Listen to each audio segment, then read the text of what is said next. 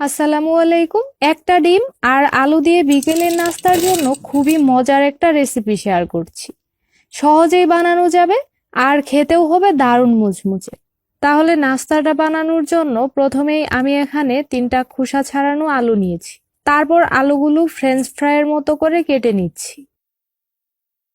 আলুর এই স্লাইসগুলো আমি খুব বেশি মোটাও না আবার অনেক বেশি পাতলাও করিনি, মাঝারি সাইজের করে কেটে নিয়েছি। তারপর আলুগুলো পানি দিয়ে ভালোভাবে ধুয়ে একটা কাপড়ের উপর ছড়িয়ে নিয়েছি।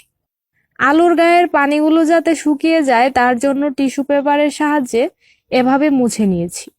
ভালোভাবে মুছে নেওয়ার পর আলুগুলো একটা বাটিতে নিয়ে নিচ্ছি।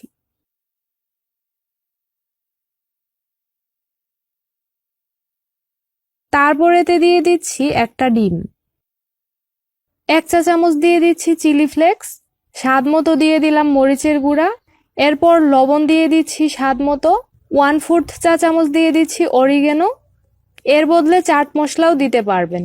সব শেষেতে 1/2 কাপ ময়দা একটা চালনির সাহায্যে চেলে দিয়ে দিচ্ছি। এভাবে চেলে দিলে ময়দার মধ্যে দলা বেঁধে যাবে না। এরপর আলুর সাথে সবকিছু খুব ভালোভাবে মিশিয়ে নিয়েছি।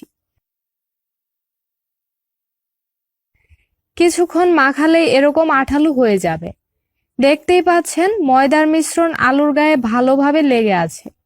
এখন এগুলো ভেজে নিব। চুলায় মাঝারি আঁচে আগে থেকেই তেলটুকু ভালোভাবে গরম করে নিয়েছি। তারপর একে একে আলুগুলো দিয়ে দিচ্ছি। আলুর সাথে ব্যাটারটা একটু ভালোভাবে লাগিয়ে দিবেন, তাহলে এরকম ফুলে উঠবে।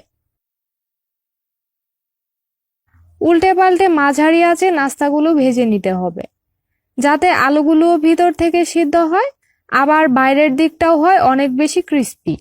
যখন সুন্দর কালার চলে এসেছে তখন নাস্তাগুলো তেল ঝরিয়ে নামিয়ে নিয়েছি। দারুণ মুচমুচে মজাদার এই নাস্তাটা সসের সাথে খেতে ভীষণ মজা লাগে। আশা করি আজকের রেসিপিটা আপনাদের কাছে অনেক ভালো লেগেছে। আজ তাহলে এখানেই বিদায় নিচ্ছি। আল্লাহ হাফেজ।